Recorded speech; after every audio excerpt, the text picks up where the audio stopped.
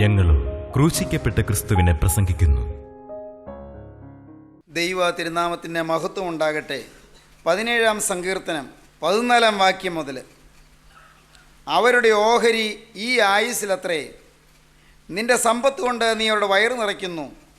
അവർക്ക് പുത്രസമ്പത്ത് ധാരാളമുണ്ട്. തങ്ങളുടെ ധനശിഷ്ടം അവർ കുഞ്ഞുങ്ങൾക്ക് വെച്ചേക്കുന്നു. ഞാനോ നീതിയിൽ നിന്റെ മുഖത്തെ കാണും. ഞാൻ ഉണരുമ്പോൾ നിന്റെ രൂപം കണ്ട് തൃപ്തനാകും. ഈ അനുഗ്രഹീതമായ പ്രാർത്ഥനയിൽ ദാവീദ് പറയുന്നതാണ്, but as for me my contentment is not in wealth. എന്നെ സംബന്ധിച്ചിടത്തോളം എൻ്റെ സംതൃപ്തി സമ്പത്തിലല്ല. My contentment is not in wealth. എൻ്റെ സന്തോഷവും സംതൃപ്തിയും ധനത്തിലല്ല, സമ്പത്തിലല്ല, പണത്തിലല്ല. But as for me my contentment is not in wealth but in seeing you and knowing all is well between us. നിന്നെ നേരിട്ട് കാണുന്നതിലാണ് എൻ്റെ സന്തോഷം. നിന്നെ ഒന്ന് കണ്ടുകിട്ടുന്നതിലാണ് സന്തോഷം. നിന്നെ ഒന്ന് വെളിപ്പെട്ട് കിട്ടുന്നതിലാണ് സന്തോഷം. ഉടയവനെ നിന്നെ കാണുന്നതിലാണ് സന്തോഷം. പോരാ, അതുമാത്രമല്ല, and knowing all is well between us. ദൈവമേ, ഞാനും നീയും തമ്മിൽ എല്ലാം ഒന്ന് നിരപ്പിലാണ് എന്ന് അറിയുന്നതാണ് എൻ്റെ സന്തോഷം. ഞാൻ ദൈവത്തിൽ നിന്ന് പാപം മൂലം അകന്നു നിൽക്കുകയല്ല. എൻ്റെ പാപം ക്ഷമിച്ചു കിട്ടി. ഞാൻ ദൈവത്തോട് നിരപ്പിലായി. ദൈവമായുള്ള അകൽച്ച മാറ്റിക്കിട്ടി. ദൈവത്തോടുള്ള വൈപരീത്യം എന്നിൽ നിന്ന് മാറിക്കിട്ടി. ദൈവത്തോടുള്ള വൈരുദ്ധ്യം എന്നിൽ നിന്ന് നീങ്ങിക്കിട്ടി. എൻ്റെ പാപം ക്ഷമിച്ചു കിട്ടി. എൻ്റെ അകൃത്യം മോചിച്ചു കിട്ടി. അങ്ങനെ ഞാനത് അറിയുന്നു. Knowing all is well between us. നാം തമ്മിൽ ഐക്യമായി എന്ന്, നിരപ്പായി എന്ന്, എൻ്റെ പാപം ക്ഷമിച്ചു കിട്ടിയെന്ന് അറിയുന്നതിലാണ് എൻ്റെ കണ്ടൻമെൻറ്റ്, എൻ്റെ സന്തോഷം, എൻ്റെ സംതൃപ്തി. But as for me my contentment is not in wealth but in seeing you and knowing all is well between us. And when I awake in heaven I will be fully satisfied for I will see you face to face. ഒരു ദിവസം ഞാൻ ഈ ഭൂമിയിൽ നിന്ന് കടന്നു പോകും. എന്നിട്ട് ഞാൻ ഉണരും. ഇവിടെ നിത്യമായ ഉറക്കത്തിലേക്ക് ഞാൻ കടക്കും. അന്തിമമായ നിദ്ര, നിത്യനിദ്ര, അന്തിമമായ അവസാനത്തെ ഉറക്കം. ആ ഉറക്കം കഴിഞ്ഞ് ഞാൻ ഉണരും. എവിടെ ഉണരും? When I awake in heaven. ഞാൻ സ്വർഗത്തിൽ ചെന്ന് ഉണരും. ഭൂമിയിൽ ഉറങ്ങാൻ കിടന്നു, സ്വർഗത്തിൽ ഉണരും. ദൈവത്തിന് സ്തോത്രം. എന്തൊരു പ്രത്യാശ അല്ലേ! എന്തൊരു പ്രത്യാശ! ദൈവത്തിന് സ്തോത്രം. When I awake in heaven I will be fully satisfied. ഞാൻ മുഴുവൻ സംതൃപ്തനാകും. ഞാൻ പൂർണ്ണമായി സന്തുഷ്ടനാകും. എന്തുകൊണ്ട്? For I will see you face to face. എനിക്ക് എൻ്റെ കർത്താവിനെ മുഖാമുഖം കാണാമല്ലോ. ഈ ഭൂമിയിൽ വെച്ച് എൻ്റെ പാപങ്ങൾ ക്ഷമിച്ചു കിട്ടിയല്ലോ. ഈ ഭൂമിയിൽ വെച്ച് ദൈവം കരുണയാൽ സൗജന്യമായി എൻ്റെ പാപക്കറകളെല്ലാം കഴുകിത്തന്നല്ലോ. അതുകൊണ്ട് ഞാൻ സ്വർഗത്തിൽ ഉണരുമ്പോൾ ഞാൻ പൂർണ്ണമായും സംതൃപ്തനാകും. For I will see you face to face. കർത്താവേ, എനിക്ക് നിന്നെ മുഖാമുഖം കാണാൻ അന്ന് ഭാഗ്യം ലഭിക്കുമല്ലോ. സഹോദരങ്ങളെ, മലയാള വേദപുസ്തകത്തിൽ നാം വായിച്ചത് അങ്ങനെയാണ്, അവരുടെ ഓഹരി ഈ ആയുസ്സിലത്രേ, നിന്റെ സമ്പത്ത് കൊണ്ട് നീ അവരുടെ വയറ് നിറയ്ക്കുന്നു. അവർക്ക് പുത്രസമ്പത്ത് ധാരാളമുണ്ട്. തങ്ങളുടെ ധനശിഷ്ടം അവർ കുഞ്ഞുങ്ങൾക്ക് വെച്ചേക്കുന്നു. ഞാനോ നീതിയിൽ നിന്റെ മുഖത്തെ കാണും. ഞാൻ ഉണരുമ്പോൾ നിന്റെ രൂപം കണ്ട് തൃപ്തനാകും. പുത്രസമ്പത്ത് ധാരാളമുണ്ട്. ഇവിടെ ധനം ധാരാളമുണ്ട്. ധാരാളം മക്കൾ, മക്കളുടെ മക്കൾ, സ്വത്ത്, ഭൂമി, നിലംപുരയിടങ്ങൾ, പണം, ബാങ്ക് ഡിപ്പോസിറ്റ്, നല്ല വരുമാനം, നല്ല ചുറ്റുപാട്, നല്ല സാഹചര്യം, നല്ല സ്നേഹിതന്മാർ, നല്ല ചാർച്ചക്കാർ, നല്ല വീഴ്ച, നല്ല ചുറ്റുപാട്, എല്ലാം അനുകൂല സാഹചര്യങ്ങൾ. ഒന്നിനും കുറവില്ലാതെ ഇവിടെ ജീവിക്കുന്നു. ശരി, പക്ഷേ അതൊന്നും എൻ്റെ സംതൃപ്തിയല്ല. അതിലൊന്നും സന്തോഷിക്കാൻ എനിക്ക് പറ്റുന്നില്ല. എനിക്ക് സന്തോഷിക്കാനൊരു വിഷയമുണ്ട്. When I awake in heaven ഞാൻ നീതിയിൽ നിൻ്റെ മുഖത്തെ കാണും. ഞാൻ നീതിയിൽ നിൻ്റെ മുഖത്തെ കാണും. നീതീകരണം പ്രാപിച്ച് ഞാൻ കടന്നു വരും. When I awake in heaven I will see you face to face. I will be fully satisfied then. അപ്പോൾ ഞാൻ മുഴുവനായി സംതൃപ്തനായിരിക്കും.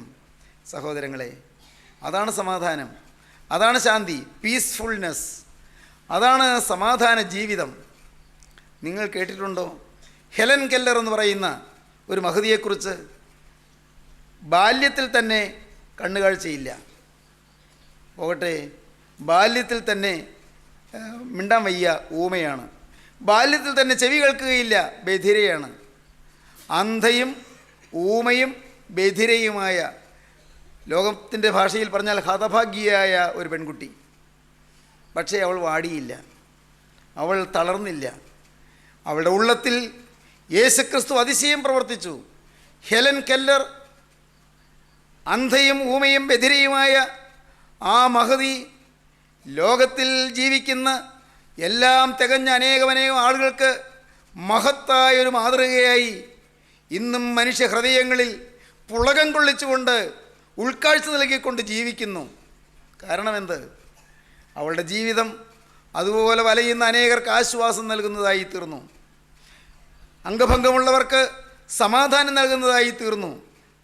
പ്രിയപ്പെട്ടവരെ, എവിടെ കുറവുണ്ടോ കുറവ് നികത്താൻ ക്രിസ്തുവുണ്ട്. എവിടെ താഴ്ചയുണ്ടോ താഴ്ചയിൽ ഉയർച്ച തരാൻ ക്രിസ്തുവുണ്ട്. ദൈവത്തിൻ്റെ വലിയ നാമം മഹത്വപ്പെടട്ടെ. സമാധാനം. നിങ്ങൾ ഒരുപക്ഷേ കേട്ട് കാണും, ജർമ്മനിയിലെ നാസി പടയാളികളുടെ, ഹിറ്റ്ലറുടെ പടയാളികളുടെ ക്രൂരമായ മർദ്ദനമേറ്റ് പിടഞ്ഞു മരിച്ച ബോൺഹോഫർ എന്ന് പറയുന്ന ഭക്തനായ ദൈവദാസനെക്കുറിച്ച്. ബോൺഹോഫർ വളരെ ഭക്തനായിരുന്നു, ദൈവദാസനായിരുന്നു. അദ്ദേഹം ക്രിസ്തുവിനെ പ്രസംഗിച്ചു എന്നുള്ള ഒരൊറ്റ കാരണം കൊണ്ട് അദ്ദേഹത്തെ നാസികൾ തടവിലാക്കി. 1945 ഒരു ദിവസം അദ്ദേഹത്തിൻ്റെ ജയിലിൽ അദ്ദേഹം ആ തടവറയിലുള്ള തടവുകാരെയെല്ലാം വിളിച്ചു കൂട്ടി ഒരാരാധന നടത്തി. ആരാധന നടന്നപ്പോൾ അദ്ദേഹം അവരോട് പറഞ്ഞു, നിങ്ങളുടെ ജീവിതത്തിൽ ക്രിസ്തു ഉണ്ടെങ്കിൽ നിങ്ങൾ ഭാഗ്യശാലികളാണ് എന്ന് പറഞ്ഞു. ക്രിസ്തു ഹൃദയത്തിലുള്ളതാണ് ഭാഗ്യമെന്ന് അദ്ദേഹം പ്രസംഗിച്ചു. ആശ്വാസത്തിൻ്റെ സന്ദേശം അവർക്ക് കൊടുത്തു. ക്രിസ്തു നൽകുന്ന രക്ഷയുടെ സന്ദേശം അവർക്ക് കൊടുത്തു. ക്രിസ്തുവിൻ്റെ ക്രൂസിലെ രക്ഷയുടെ സന്ദേശം അവർക്ക് കൊടുത്തു. എന്നിട്ട് അദ്ദേഹം പറഞ്ഞു, മനുഷ്യൻ ജീവിക്കാനല്ല, ക്രൂസിൽ മരിച്ച ക്രിസ്തുവിൻ്റെ പിറകെ ക്രൂശും പേറി പോകാനാണ് ഓരോരുത്തരെക്കുറിച്ചും കർത്താവ് ആഗ്രഹിക്കുന്നത്. ക്രൂശിൻ്റെ വഴി നിങ്ങൾ തിരഞ്ഞെടുക്കുവീൻ, അദ്ദേഹം പറഞ്ഞു. ക്രൂശിൻ്റെ വഴി തിരഞ്ഞെടുക്കുവീൻ, സ്വയത്യാഗത്തിൻ്റെ വഴി, പീഡയുടെ വഴി, യാതനയുടെ വഴി നിങ്ങൾ തിരഞ്ഞെടുക്കുവീൻ, അദ്ദേഹം പ്രസംഗിച്ചു. പ്രസംഗം തീർന്നില്ല. പെട്ടെന്ന് വാതിൽ തള്ളി തുറന്ന് 2 ഭടന്മാർ കടന്നു വന്നു, നാസി പടയാളികൾ. അവരെ വന്നു, ഇവിടെ ബോൺഹോഫർ എന്ന തടവുപുള്ളി വരൂ, വിളിച്ചു. എന്താണ് സംഭവിക്കുന്നതെന്ന് തടവുകാർക്ക് മനസ്സിലായില്ല. പക്ഷേ അദ്ദേഹം പറഞ്ഞു, ഇത് എൻ്റെ അന്തിമ യാത്രയാണ്. കൊല്ലാൻ കൊണ്ടുപോകണമെന്നതിന് മനസ്സിലായി, ഇതെൻ്റെ അന്തിമ യാത്രയാണ്. പോകുമ്പോൾ അദ്ദേഹം പാട്ടുപാടിക്കൊണ്ടാണ് പോകുന്നത്. നമുക്കിതൊക്കെ പ്രസംഗിക്കാൻ പറ്റുമല്ലേ? ഇതൊക്കെ പറയുമ്പോൾ നമുക്ക് ആവേശം കൊള്ളും. പക്ഷേ അങ്ങനെ ഒരു സാഹചര്യത്തിൽ നാം എത്തുമ്പോഴാണ് നമ്മുടെ വിശ്വാസം പരിശോധിക്കപ്പെടുന്നത്. പ്രിയപ്പെട്ടവരെ, അദ്ദേഹം മധുരമോഹനമായി പാടിക്കൊണ്ട് ആ പടയാളികളുടെ കൂടെ പോയി കഴുമരത്തിൻ്റെ ചുവട്ടിലേക്ക് എത്തുകയാണ്, തൂക്കിക്കൊല്ലാൻ പോവുകയാണ്. സ്നേഹിതരെ, അദ്ദേഹം ആ പടയാളിയോട് പറഞ്ഞു, നിങ്ങളുടെ നോട്ടത്തിൽ ഇതൊരന്ത്യമാണ്, പക്ഷേ എൻ്റെ കാഴ്ചയിലോ ഇത് മഹത്വത്തിലേക്കുള്ള പ്രവേശനമാണ്. ദൈവത്തിന് സ്തോത്രം. നിങ്ങളുടെ നോട്ടത്തിൽ ഇതൊരു അന്ത്യമാണ്, ഇതൊരു അവസാനമാണ്, പക്ഷേ എൻ്റെ കാഴ്ചയിൽ ഇത് മഹത്വത്തിലേക്കുള്ളൊരു പ്രവേശനമാണ്. തീർത്തും നിർഭയമായി, നല്ല ശാന്തതയോടെ, പുഞ്ചിരിയോടെ ക്രിസ്തുവിൻ്റെ തിരുമുഖശോഭ കണ്ടുകൊണ്ട് അദ്ദേഹം കഴുമരത്തിലേറി. സമാധാനം, ക്രിസ്തു തരുന്ന സമാധാനം. യോഹന്നാൻ്റെ സുവിശേഷം 14-ാം അധ്യായത്തിൻ്റെ 27-ാം വാക്യം അങ്ങനെയാണ് പറയുന്നത്, സമാധാനം ഞാൻ നിങ്ങൾക്ക് തന്നേച്ചു പോകുന്നു, എൻ്റെ സമാധാനം ഞാൻ നിങ്ങൾക്ക് തരുന്നു, ലോകം തരുന്നത് പോലെയല്ല ഞാൻ നിങ്ങൾക്ക് തരുന്നത്. കർത്താവായ യേശു ചെയ്ത ആ ഒടുവിലത്തെ പ്രസംഗത്തിൻ്റെ ഒടുവിലത്തെ ഉപസംഹാരവാക്യം എന്താണെന്നറിയാമോ? യോഹന്നാൻ സുവിശേഷം 16-ാം അധ്യായം 33-ാം വാക്യം. യോഹന്നാൻ 14, 15, 16 3 അധ്യായങ്ങളിലാണ് യേശുക്രിസ്തുവിൻ്റെ ഒടുവിലത്തെ പ്രസംഗം നാം കാണുന്നത്. 11 പേര് മാത്രം കേൾക്കുന്ന ആ പ്രസംഗം, യൂദാ ഇസ്കരിയോത്ത പോയതിനു ശേഷം 11 ശിഷ്യന്മാരെ മാത്രം വിളിച്ചു കൂട്ടി ചെയ്ത പ്രസംഗം. ആ പ്രസംഗത്തിൻ്റെ ഉപസംഹാരവാക്കുകൾ കേൾക്കണമോ? യോഹന്നാൻ 16:33, ലോകത്തിൽ നിങ്ങൾക്ക് കഷ്ടമുണ്ട്, എങ്കിലും ധൈര്യപ്പെടുവീൻ, ഞാൻ ലോകത്തെ ജയിച്ചിരിക്കുന്നു. പീസ്ഫുൾനെസ്. ലോകത്തിൽ കഷ്ടമുണ്ട്, നിങ്ങളുടെ കഷ്ടത മാറ്റുമെന്നല്ല പറഞ്ഞത്. നിങ്ങളുടെ എല്ലാവരുടെയും രോഗം മാറ്റാമെന്നല്ല പറഞ്ഞത്. നിങ്ങളുടെ കുടുംബത്തിൽ നിറപടിയായി സമ്പത്ത് കൊണ്ടുവന്ന് തരാമെന്നല്ല പറഞ്ഞത്. നിങ്ങളുടെ ദുരിതവും യാതനയും ഇതാ ഈ സെക്കൻഡിൽ ഇൻസ്റ്റൻറ്റ് റിലീഫ് തരുമെന്നല്ല പറഞ്ഞത്. ലോകത്തിൽ നിങ്ങൾക്ക് കഷ്ടമുണ്ട്, എങ്കിലും ധൈര്യപ്പെടുവീൻ, ഞാൻ ലോകത്തെ ജയിച്ചിരിക്കുന്നു. പ്രിയപ്പെട്ടവരെ, ലോകത്തെ ജയിച്ച ജേതാവായ ക്രിസ്തു പോയ വഴിയിലൂടെ പാപത്തോട് യാത്ര പറഞ്ഞ് പോയ വിശുദ്ധന്മാരുടെ രക്തത്തിൻ്റെ വളക്കൂറാണ് ഇന്ന് സഭയുടെ വളർച്ചയുടെ അടിസ്ഥാന ഘടകമെന്ന് അറിഞ്ഞിരുന്നാൽ നന്ന്. സഭയെന്ന് ഞാൻ പറയുമ്പോൾ ഏതെങ്കിലും ഒരു സമുദായത്തെയല്ല ഞാൻ ഉദ്ദേശിക്കുന്നത്. സഭയെന്ന് പറയുമ്പോൾ ഇപ്പോൾ കാണുന്ന ദൃശ്യ സമുദായങ്ങളെയല്ല സൂചിപ്പിക്കുന്നത്. ഓർത്തഡോക്സ് സഭയെന്നോ യാക്കോബായ സഭയെന്നോ മാർത്തോമാ സഭയെന്നോ പെന്തിക്കോസ് സഭയെന്നോ CSI സഭയെന്നോ ബാപ്റ്റിസ്റ്റ് സഭയെന്നോ മെത്തോഡിസ്റ്റ് സഭയെന്നോ പ്രിയപ്പെട്ടവരെ അങ്ങനെ ഇവാഞ്ചലിക്കൽ ചർച്ചെന്നോ അങ്ങനെ ഏതെങ്കിലും ഒരു ഭൗതികമായ ഏതെങ്കിലും ഒരു സമുദായത്തിൻ്റെ ഘടനയല്ല ഞാൻ ഉദ്ദേശിക്കുന്നത്. ക്രിസ്തുവിൻ്റെ തിരുരക്തത്താൽ വീണ്ടെടുക്കപ്പെട്ട മണവാട്ടിയാണ് സത്യസഭ. ക്രിസ്തുവിൻ്റെ തിരുരക്തത്താൽ വീണ്ടെടുക്കപ്പെട്ട മണവാട്ടി, കർത്താവായ യേശു ക്രിസ്തുവിൻ്റെ തിരുരക്തത്താൽ പാപത്തിൽ നിന്ന് കഴുകൽ പ്രാപിച്ച് പുതിയ ജീവിതം ആരംഭിച്ച് ക്രിസ്തുവിനോട് നിരന്തരമായി ജീവിച്ച് പരിശുദ്ധാത്മാവ് നൽകുന്ന വിശുദ്ധീകരണം അനുഭവിച്ച് നിരന്തരം ക്രിസ്തുവിനോട് ബന്ധപ്പെട്ട് ജീവിക്കുന്ന പ്രത്യാശയുള്ള ദൈവമക്കൾ ചേർന്നതാണ് സത്യസഭ. കർത്താവ് രക്ഷിക്കപ്പെടുന്നവരെ ദിനം പ്രതി സഭയോട് ചേർത്തുകൊണ്ടിരുന്നു എന്ന് അപ്പോസ്തല പ്രവൃത്തികളുടെ പുസ്തകം ആദ്യ ഭാഗത്ത് നാം വായിക്കും. രക്ഷിക്കപ്പെട്ടവരുടെ കൂട്ടമാണ് സഭ. രക്ഷ അനുഭവിക്കണം പ്രിയപ്പെട്ടവരെ.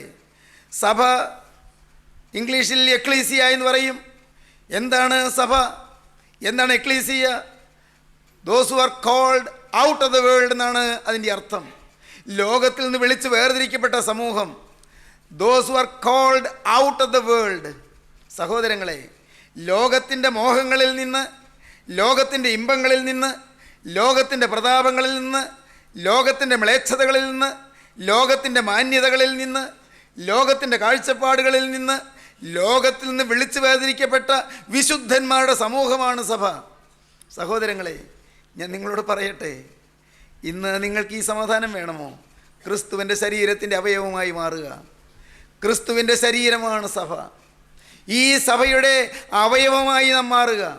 നാം ഓരോരുത്തരും ഇവിടെ വെച്ച് ക്രിസ്തുവിൻ്റെ ശരീരത്തിൻ്റെ അവയവമായി മാറിയില്ലെങ്കിൽ, ക്രിസ്തുവിൻ്റെ മണവാട്ടിയായി തീർന്നില്ലെങ്കിൽ, നാം അക്കരെ ചെല്ലുമ്പോൾ, മരണം വഴിയായി കടന്നു ചെല്ലുമ്പോൾ നിത്യസമാധാനം നമുക്ക് നഷ്ടപ്പെടും.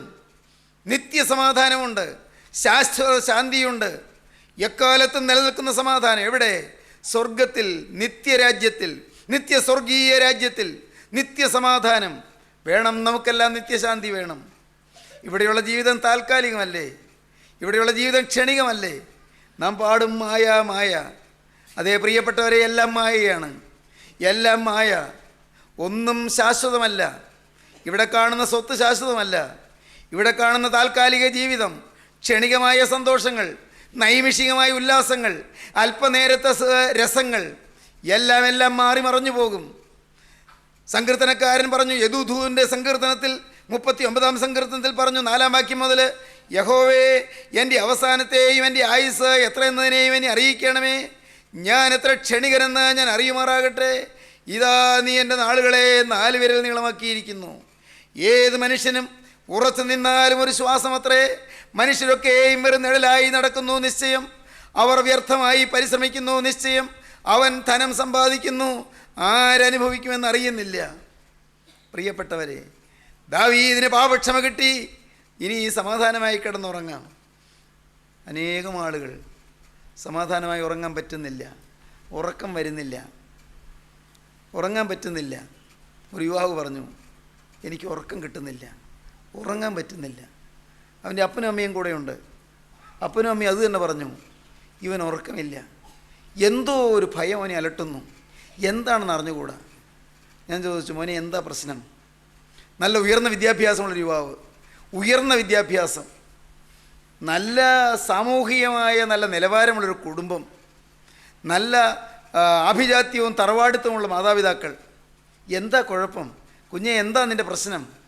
ദൈവത്തിൻ്റെ വലിയ നാമം മഹത്വപ്പെടട്ടെ. അവൻ പറഞ്ഞു, എനിക്ക് സമാധാനമില്ല. എന്താണെന്ന് അറിഞ്ഞുകൂടാ, എനിക്ക് സമാധാനമില്ല. ഞാൻ പറഞ്ഞു, കുഞ്ഞെ, സമാധാനം നഷ്ടപ്പെടുത്തുന്നത് പിശാചാണ്, സമാധാനം തരുന്നത് ക്രിസ്തുവാണ്. അന്തിക്രിസ്തു സമാധാനം നഷ്ടപ്പെടുത്തും, ക്രിസ്തു സത്യസമാധാനം തരും. ക്രിസ്തുവിനെ നീ കൈക്കൊള്ളണം. വെറുതെ കൈക്കൊണ്ടെന്ന് പറഞ്ഞാൽ ക്രിസ്തു വരില്ല. നിൻ്റെ ഹൃദയത്തിലുള്ള മ്ലേച്ഛതകൾ, അന്ത്യക്രിസ്തുവിന് അവകാശമുള്ള കാര്യങ്ങൾ, നിൻ്റെ ഹൃദയത്തിൽ എതിർ ക്രിസ്തു എന്ന് പറയുന്ന ആൻറ്റി ക്രൈസ്റ്റിന് നിന്നിൽ ഇടമുള്ളതായ കാര്യങ്ങൾ, സാത്താൻ അവകാശമുള്ള കാര്യങ്ങൾ, പാപങ്ങൾ നിൻ്റെ ഹൃദയത്തിൽ നിന്ന് നീ പറിച്ചെറിഞ്ഞ് കളയണം. പാപത്തോട് നീ യാത്ര പറയണം. പാപം എന്തെല്ലാമെന്ന് കണ്ടുപിടിക്കണം. പാപം കണ്ടുപിടിച്ച് പാപം ഏറ്റുപറഞ്ഞ് ഉപേക്ഷിക്കണം. ഇനിമേൽ പാപം ചെയ്യുകയില്ലെന്ന് തീരുമാനിക്കണം. ലംഘനങ്ങളെ മറച്ചു വയ്ക്കുന്നതിന് ശുഭം വരികയില്ല. അവ ഏറ്റുപറഞ്ഞ് ഉപേക്ഷിക്കുന്നവനോ കരുണ ലഭിക്കും. ഞാൻ ആ ചെറുപ്പക്കാരന് പറഞ്ഞു കൊടുത്തു. ദൈവത്തിൻ്റെ വലിയ നാമം മഹത്വപ്പെടട്ടെ. ഞാൻ പറഞ്ഞു, പോയി ദൈവസന്നിധിയിൽ തന്നെത്താൻ ഇരുന്ന് പാപങ്ങളെല്ലാം കണ്ടുപിടിച്ച് എല്ലാം ഏറ്റുപറഞ്ഞ് ഉപേക്ഷിക്കുക. ഒരു പുതിയ ജീവിതം തുടങ്ങുക. സമാധാനം നിൻ്റെ ഹൃദയത്തിലേക്ക് ഇരച്ചു കയറുമെന്ന് പറഞ്ഞു. സമാധാനം ഹൃദയത്തിലേക്ക് ഇരച്ചു കയറും. ഇന്ന് നിങ്ങൾ ഈ സമയത്ത് സമാധാനം കൊതിക്കുന്നുണ്ടോ? നിങ്ങളുടെ ഹൃദയത്തിലേക്ക് സമാധാനം വരണമെന്ന് ആഗ്രഹിക്കുന്നുണ്ടോ? ധാന്യവും വീഞ്ഞും വർദ്ധിച്ചപ്പോൾ അവർക്കുണ്ടായതിലും അധികം സന്തോഷം നീ എൻ്റെ ഹൃദയത്തിൽ നൽകിയിരിക്കുന്നു. ഞാൻ സമാധാനത്തോടെ കിടന്നുറങ്ങും. ഉറക്കം വരാത്ത രാത്രികൾ അല്ലേ സ്നേഹിതരെ? അങ്ങനെയില്ലേ? തിരിഞ്ഞും മറിഞ്ഞും കിടക്കും. പോയി നേരെ ഒന്ന് വെളുത്തിരുന്നെങ്കിൽ, നേരം വെളുത്താലോ, നേരെ ഒന്ന് സന്ധ്യയായിരുന്നെങ്കിൽ. പ്രിയപ്പെട്ടവരെ, ഒരു പെൺകുട്ടി പറഞ്ഞു, സാറേ എനിക്ക് ഉറങ്ങാൻ പേടിയാണ്. അതെന്താ? ഉറക്കത്തിൽ ഞാൻ ചില ദുസ്വപ്നങ്ങൾ കാണും. എന്നെ ആരോ എടുത്ത് എറിയുന്നത് പോലെ തോന്നും. കിടക്കയിൽ നിന്ന് മുകളിലോട്ടെടുത്ത് എറിയും. ഞാൻ ഉച്ചത്തിൽ അലറി കരഞ്ഞുകൊണ്ട് ഞാൻ ഞെട്ടി എഴുന്നേക്കും. അമ്മ അരികത്ത് അമ്മ വിളിക്കും, മോളെ എന്നാ അമ്മ വിളിക്കും. സാറേ ഞാൻ എന്ത് പറയേണ്ടു? എനിക്ക് സന്ധ്യയാകുമ്പോൾ പേടി തുടങ്ങും. ഉറങ്ങണമല്ലോ എന്നാണ് എൻ്റെ പേടി. കാരണം ആരോ നിൻ്റെ കഴുത്തിൽ അമർത്തിപ്പിടിച്ച് ശ്വാസം മുട്ടിക്കുന്നത് പോലെ. ഞാൻ പറഞ്ഞു കൊടുത്തു, മോളെ അത് പിശാചാണ്, പൈശാചിക ശക്തിയാണ്. നിൻ്റെ ജീവിതം ക്രിസ്തുവിന് കൊടുത്താൽ, അത്യുന്നതനും മഹാപരിശുദ്ധനുമായ ക്രിസ്തു നിൻ്റെ ഹൃദയത്തിൽ വന്ന് വസിച്ചാൽ നിൻ്റെ ജീവിതം സമാധാനം നിറയും. ദുസ്വപ്നങ്ങൾ നിന്നെ അലട്ടുകയില്ല. പൈശാചിക ശക്തി നിന്നെ വിട്ടുപോകും. നിൻ്റെ മേൽ പിശാചിന് അവകാശമില്ലാതിരുന്നാൽ മാത്രം മതി. കുഞ്ഞേ, നിനക്ക് സമാധാനം ഇനിയും കിട്ടും. സമാധാനത്തോടെ കിടന്നുറങ്ങാം. സ്നേഹിതരെ, നിങ്ങളോട് ഞാൻ വിനയപൂർവ്വം ചോദിക്കട്ടെ, സമാധാനത്തോടൊന്ന് ഉറങ്ങാൻ നിങ്ങൾക്ക് ആഗ്രഹമുണ്ടോ? സമാധാനത്തിൻ്റെ പകലുകളും സമാധാനത്തിൻ്റെ രാവുകളും കിട്ടാൻ നിങ്ങൾ കൊതിയുണ്ടോ? കടത്തിൽ വീർപ്പ് മുട്ടി ഞെരുങ്ങുന്നവർ സമാധാനമില്ലാതെ അഴലാറുണ്ട്. അയ്യോ, എങ്ങനെ മനുഷ്യരുടെ മുഖത്ത് നോക്കും? ഒരു സൽപ്പേരുണ്ടായിരുന്നു, എല്ലാം പോയല്ലോ. സമയത്ത് കൊടുക്കാൻ പറ്റിയില്ല. കൊടുക്കാൻ പറ്റുമെന്ന് വിചാരിച്ചാണ് കടം മേടിച്ചത്. അയ്യോ, എന്തു ചെയ്യും? 10 രൂപ കിട്ടിയാൽ 100 രൂപയുടെ ആവശ്യം വന്നു കഴിഞ്ഞു. എന്തു ചെയ്യും? സമാധാനമില്ല. കടം കൂടിക്കൂടി വരുന്നു. പലിശ കൊടുത്ത് വിഷമിക്കുന്നു. അന്യായ പലിശ. ഇന്ന് പലിശ കൊടുത്ത് തന്നെ മുതലിനേക്കാൾ അപ്പുറം കൊടുത്തു കഴിഞ്ഞു. പക്ഷേ മുതലും അതിൻ്റെ മേൽ കൂടുതൽ രൂപയും ഇപ്പോൾ കടം പിന്നെയും വർദ്ധിച്ചു നിൽക്കുന്നു. എന്തു ചെയ്യും? കടത്തിൽ വീർപ്പ് മുട്ടി സമാധാനത്തോടെ ഉറങ്ങാൻ പറ്റാത്തവരുണ്ട്. രോഗത്തിൻ്റെ ആവലാതിയിൽ വലഞ്ഞ് സമാധാനം നഷ്ടപ്പെട്ടവരുണ്ട്. മാരകമായ രോഗം പിടിപെട്ടു. ഇതാ ജീവിതം അതിൻ്റെ അവസാന ഘട്ടത്തിലേക്ക് നീങ്ങുകയാണ്. ഈ ലോക ജീവിതം തീരുകയാണ്. അയ്യോ എൻ്റെ ദൈവമേ, ഇതാ ഈ മരണം എന്നെ പിടികൂടുമല്ലോ. എല്ലാം പ്രിയപ്പെട്ടവരെല്ലാം അവരെല്ലാം വിട്ട് ഞാൻ അക്കരയ്ക്ക് പോകേണ്ടി വരുമല്ലോ. മനസ്സിൽ അസ്വസ്ഥത വർദ്ധിക്കുന്നു. രോഗം കൂടിക്കൂടി വരുന്നു. ദൈവത്തിന് സ്തോത്രം. നിങ്ങളോട് പറയട്ടെ, ഇവിടെ സമാധാനം വേണം, കടന്നു ചെല്ലുമ്പോൾ സമാധാനം വേണം. ഇവിടെ ശാന്തി വേണം, അക്കരെ ദേശത്ത് ചെല്ലുമ്പോൾ സമാധാനം വേണം. നിത്യസ്വർഗം വേണം. വേണമോ? തരാൻ യേശു വന്നിട്ടുണ്ട്. അവനിതാ നിങ്ങളുടെ അരികത്തൂടെ നടക്കുകയാണ്. അവൻ നിങ്ങളുടെ സമീപത്തൂടെ നടക്കുകയാണ്. അവൻ നിങ്ങളെ ആളാൻ പ്രതി നോക്കുകയാണ്. നിങ്ങൾക്ക് സമാധാനം തരാൻ അവൻ്റെ കരം നീട്ടിയിട്ടുണ്ട്. ആ കരം ഉയർന്നിട്ടുണ്ട്. വെള്ളപ്രാക്കൾ പറന്നു വരുന്നുണ്ട്. സ്വർഗീയ പ്രാവുകൾ പറന്നു വരുന്നുണ്ട്. മകനെ, നിൻ്റെ ശിരസിൽ പ്രാവുകളൊന്ന് പൊരുന്നിയിരിക്കട്ടെ. ദൈവവൈതലേ, നിൻ്റെ ശിരസിൽ വെള്ളപ്രാവ് പറന്നു വന്നിരിക്കട്ടെ. മകളെ, നിന്റെ ജീവിതം സമാധാനം നിറഞ്ഞതാകട്ടെ. കണ്ണീര് കുടിച്ച് നീ വലഞ്ഞില്ലേ?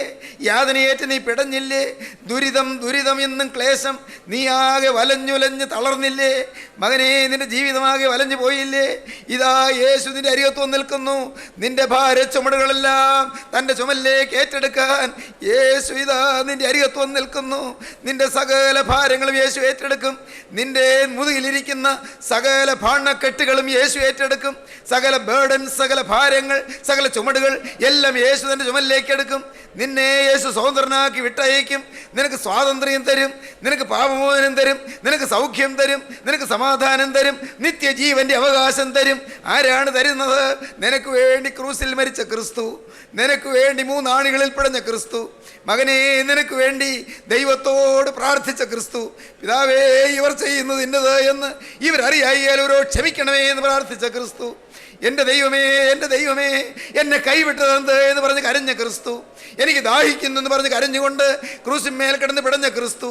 എല്ലാം നിവൃത്തിയായി എന്ന് പറഞ്ഞുകൊണ്ട് സംതൃപ്തിയോടെ പിതാവേ, എൻ്റെ ആത്മാവിനെ നിന്റെ കയ്യിലേക്ക് ഏൽപ്പിക്കുന്നത് പറഞ്ഞ് പ്രാണനെ വിട്ട ക്രിസ്തു. അവിടെ നിന്ന് ഇതാ നിങ്ങളുടെ ജീവിതത്തിലേക്ക് വരുന്നു.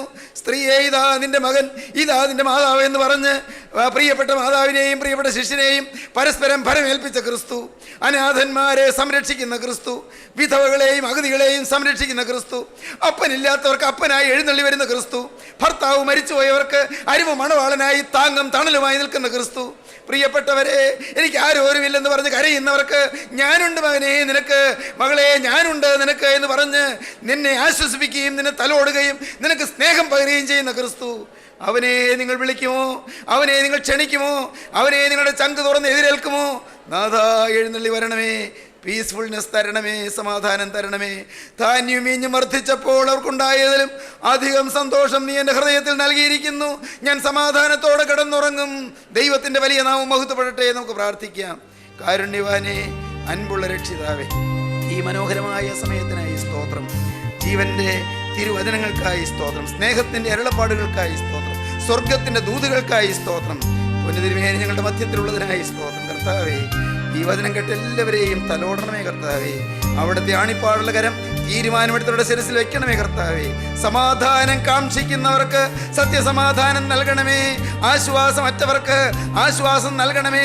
കലങ്ങിപ്പോയ കുടുംബങ്ങളെ ഒന്ന് നേരെയാക്കണമേ കർത്താവേ. ശരീര സൗഖ്യമില്ലാതെ രോഗത്തിൽ വലയുന്നവർക്ക് ഒരു സൗഖ്യം കൊടുക്കണമേ കർത്താവേ. കടത്തിൽ ഞെരുങ്ങി വലയുന്നവർക്ക് ഒരു പോംവഴി നൽകണമേ കർത്താവേ. എൻ്റെ ജീവനുള്ള ദൈവമേ, വിവിധ പ്രശ്നങ്ങളിൽപ്പെട്ട് ഉഴലുന്നവർക്ക് സമാധാനത്തിന്റെ പുതുപാതത്തെ അവിടുന്ന് തെരഞ്ഞെടുത്ത് കൊടുക്കണമേ കർത്താവേ. അനുഗ്രഹിക്കണമേ, എല്ലാവരെയും വാഴ്ത്തണമേ, തിരുനാമം മഹത്വപ്പെടുത്തണമേ. യേശുക്രിസ്തുവിൻ്റെ പരിശുദ്ധമായ നാമത്തിൽ തന്നെ. ആമീൻ.